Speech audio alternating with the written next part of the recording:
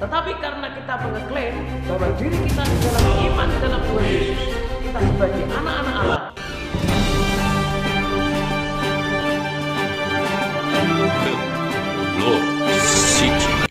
Bukan. Oke, salam saudara-saudaraku yang saya kasih dalam Tuhan. Merupakan anugerah buat kita tentunya kalau sampai hari ini kita masih diberikan kesempatan hidup di dalam dunia ini. Dan saya percaya ketika kita ada dalam dunia ini, ketika kita masih diberikan hidup di dalam dunia ini, karena Tuhan punya rencana atas kehidupan kita.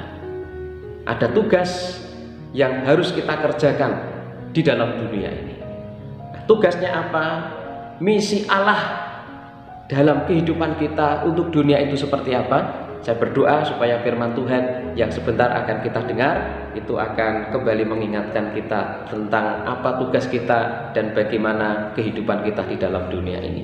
Matius pasal yang kelima ayat yang ke-9, saya akan membacakan firman Tuhan ini. Berbahagialah orang yang membawa damai, karena mereka akan disebut anak-anak Allah. Perhatikan. Berbahagialah orang yang membawa damai, karena mereka akan disebut anak-anak Allah. Terjemahan bahasa Inggris dikatakan bahwa mereka akan dipanggil sebagai anak-anak Allah. Membawa damai akan disebut anak-anak Allah. Dengan kata lain, anak-anak Allah itu ditandai dengan kehidupannya membawa damai. Saudara, peran kita, tugas kita di dalam dunia ini adalah membawa damai. Karena kita sadar, karena kita percaya, karena kita mengakui bahwa kita adalah anak-anak Allah. Kalau kita bukan anak-anak Allah, tentu kita tidak akan membawa damai. Tetapi karena kita mengeklaim bahwa diri kita di dalam iman di dalam Tuhan Yesus, kita sebagai anak-anak Allah, maka tanda anak-anak Allah itu adalah membawa damai. Saudara, hari-hari ini bagaimana orang yang sedang dalam ketakutan? Tidak sedikit mereka yang takut, yang gelisah. Tidak sedikit mereka yang khawatir menghadapi hari-hari ini. Apalagi menghadapi hari-hari depan. Mereka yang sepertinya hari-hari ini sudah tidak punya pengharapan lagi. Karena mungkin ketika mereka bekerja, mereka harus mengalami pengurangan dari tempat kerjanya. Sementara mereka harus membiayai hidup, baik untuk kehidupan sendiri ataupun hidup di tengah-tengah keluarganya. Sepertinya mereka sudah tidak punya pengharapan lagi. Sehingga bagi mereka alasan untuk takut, alasan khawatir, alasan cemas itu masuk akal. Tetapi yang menjadi satu pertanyaan dalam kehidupan kita adalah ketika kita berjumpa dengan mereka, ketika kita bertemu dengan mereka yang kehilangan keberanian, berjumpa dengan mereka yang dalam keputusasaan, bertemu dengan mereka yang dalam ketakutan, apa yang mau kita kerjakan bagi mereka? Apa yang mau kita lakukan kepada mereka?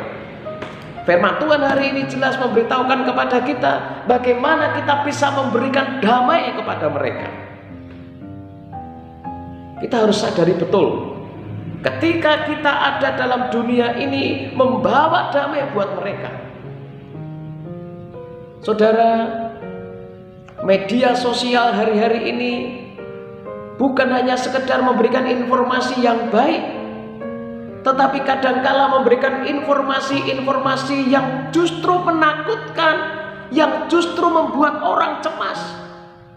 Dengan adanya berita-berita yang tidak benar, dengan adanya berita-berita yang orang katakan itu hoax,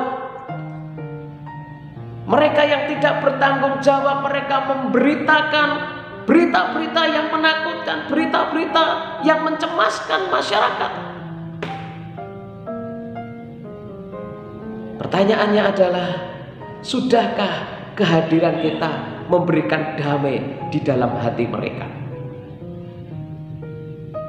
Untuk kita renungkan adalah, sudahkah perkataan kita, ucapan kita yang kita sampaikan, yang kita ucapkan kepada mereka yang hari-hari ini dalam keputusasaan, dalam ketakutan, dalam kegelisahan, memberikan damai buat mereka? Kalau kita merasa adalah anak-anak Tuhan, maka otomatis perkataan yang kita ucapkan kepada mereka adalah perkataan yang membuat hati mereka damai. Perkataan kita yang kita ucapkan adalah perkataan yang menyejukkan hati mereka, menyejukkan jiwa mereka. Tentunya perkataan kita adalah perkataan yang didasarkan pada kebenaran firman Tuhan. Ada banyak janji-janji Tuhan, ada banyak kebenaran-kebenaran Tuhan yang bisa kita pegang dalam kehidupan kita.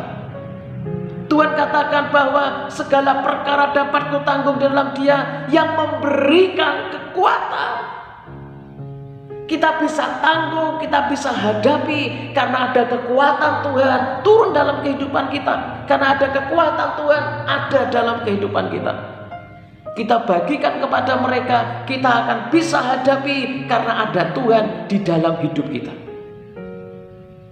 Kita bagikan kepada mereka kebenaran ini, bahwa segala perkara akan kita tanggung karena kita punya Tuhan yang bisa melakukan banyak sekali pertolongan-pertolongan, yang bisa melakukan banyak sekali hal bahkan di luar akal pikiran kita. Orang yang kelihatannya mustahil, orang memandangnya kelihatannya tidak mungkin, orang yang kelihatannya sesuatu yang tidak masuk akal. Tetapi kalau Tuhan yang bekerja, maka apa yang tidak mungkin menjadi mungkin.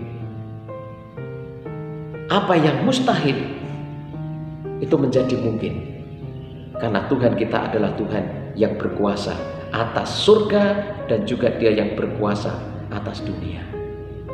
Kehadiran kita dimanapun kita ada, berikan damai, bagikan damai, membawa damai buat mereka, sehingga mereka hidupnya dikuatkan kembali, sehingga hidup mereka diteguhkan kembali, sehingga hidup mereka diberikan keberanian kembali.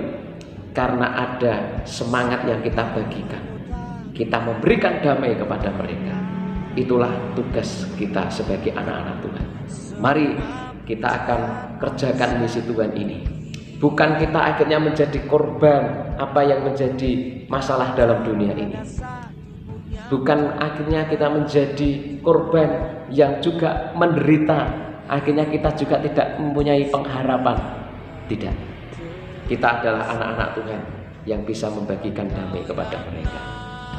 Dunia bisa memberikan ketakutan, dunia bisa memberikan kecemasan, berita-berita bisa menakutkan masyarakat, tetapi kita hadir untuk memberikan kenyamanan, memberikan kedamaian, memberikan kesejukan di dalam hidup mereka. Itulah anak-anak Tuhan. Sehingga saya berdoa supaya firman Tuhan ini meneguhkan kita. Kita hadir untuk memberikan damai, kita hadir untuk membawa damai kepada mereka. Kiranya renungan ini akan menguatkan kita, mengingatkan kita betapa besar tugas dan tanggung jawab kita untuk dunia ini. Dengan Tuhan kita pasti bisa, karena Tuhan yang menolong kita, karena Tuhan yang memampukan kita.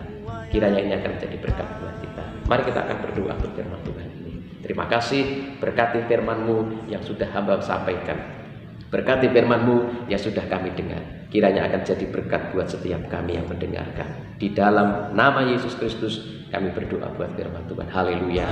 Amin.